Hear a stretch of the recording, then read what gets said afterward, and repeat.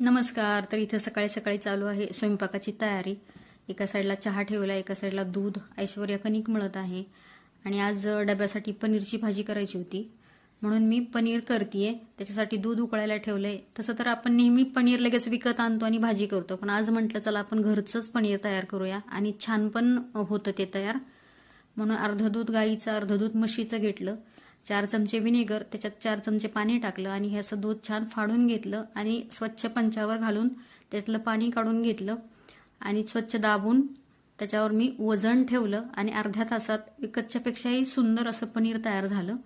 आणि नंतर त्याची भाजी केली. खूप छान त्याच्या वड्या पडल्या, म्हणजे विकतच्या वड्या पडता येतात तशा वड्या पडल्या आणि भाजी खूप टेस्टी झाली होती. तर या तुम्ही पण खायला. आणि हा ब्लॉग तुम्हाला आवडला असेल तर कमेंट आणि लाईक नक्की करा.